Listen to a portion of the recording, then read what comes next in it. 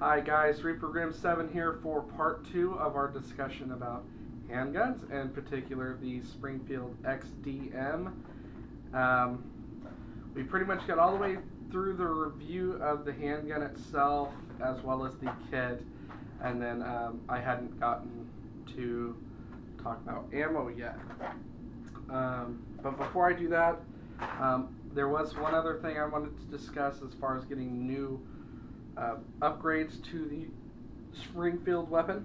The trigger, because it says if you do plan on using this for competition, the people that made the gun did say that they did not make a trigger specific for competitions. They did not put in a light trigger because of the fact that they figured most people that do competitions, that's usually the first thing they replace on their handgun. So they decided that it was just better to focus on the rest of the firearm, since most people are just going to change out their trigger anyways, which to me is not a big deal. Good trigger assemblies, not that much. Okay, so there's my piece on that. Let's bring this down here again. Now, we will talk about ammo. Ooh, zombie ammo. Okay. Not gonna lie, got the zombie ammo just because I think the fact that it is called zombie ammo, freaking sweet. Okay. It even gives some tips and information about zombies on the back, which I find kind of hilarious. Okay. These are 20 hollow point rounds. They are 40 Smith & Wesson. If you go anywhere to purchase 40 Smith & Wesson ammunition, do not call it 40 millimeter. That is not what it is. It is not a hand grenade. Okay? 40 millimeter is a hand grenade. Let's see if I can manage to get around out of here. There we go.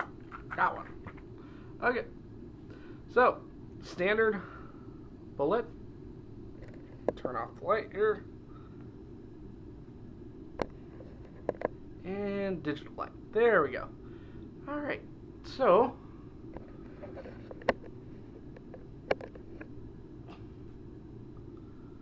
let's see what setting I'm on here.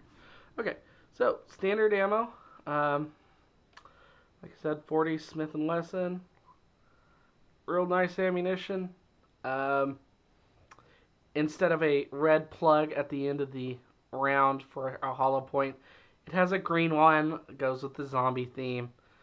I don't know why. To me, that's really awesome that they took the time to add that detail. Okay. On the back end, just says 40 Smith & Wesson, and then the name of the company, which is Hornady, Hornady. It's the name of the rounds. Okay. So again, brand new gun. I have not actually gotten to get out on the range and fire this particular type of round. This particular round. I have fired a 40 Smith & Wesson before, but not these zombie rounds. Okay. Other than that, that's pretty much it. I'll just do a quick look over of the weapon to make sure there's nothing I haven't told you. Not sure if you're going to be able to see this, but I'll give it a shot. The barrel, there it is rifled in there. So, it's kind of tough to get that just right. But you can see the rifling in there. If you like rifled weapons, I think that's what it's called. Anyhow, it's just got the little ridges like, I don't know, James Bond guns. Anyhow, I'm probably going to get a lot of flack for not knowing what that means, or what that word is.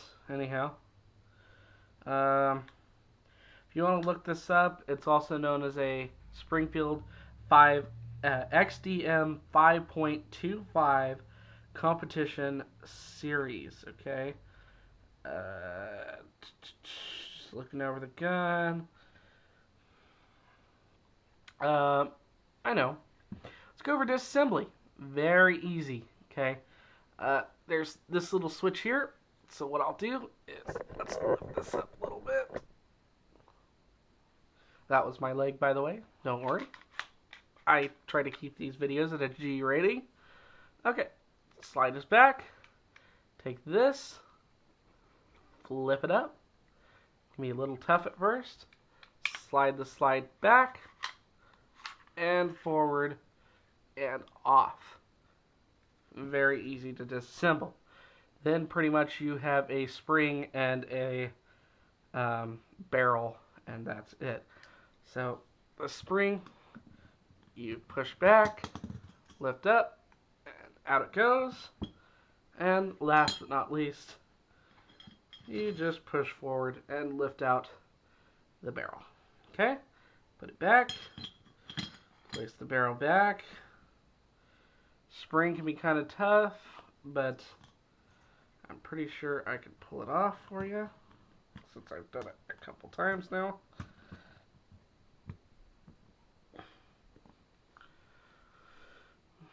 Back in place, nice and easy.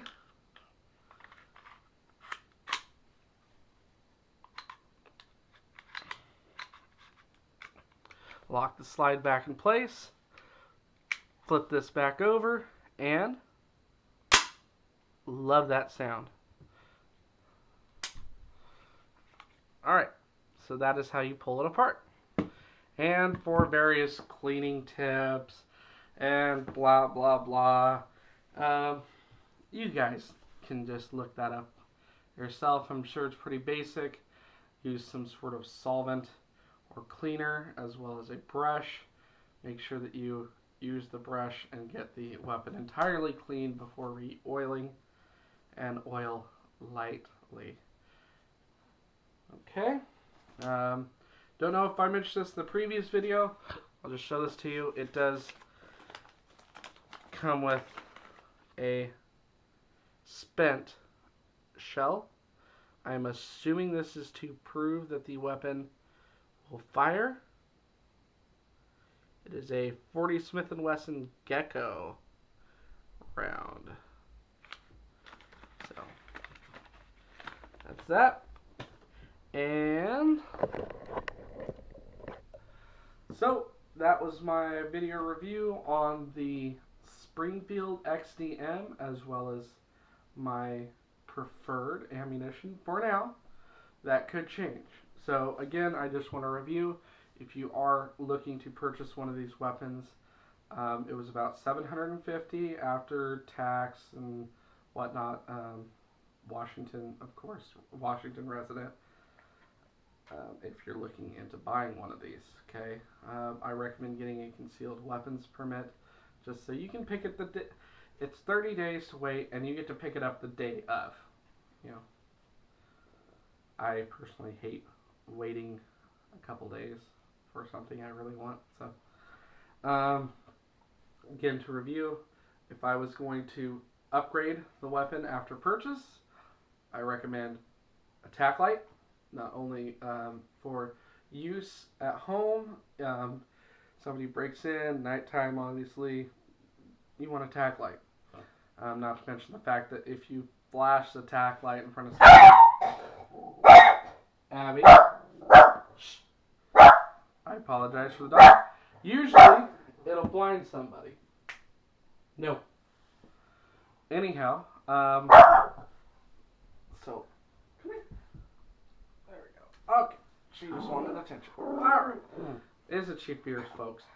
Anyhow, tack light for home use and for... Wow, you are grouchy. For home use, she sees herself in the camera now. For home use and, anyhow, I also recommend a Crimson laser grip and tritium fiber optic sights. Okay? So that's it. This is Grim Discoveries with Reaper Grim and Abigail. See you guys later.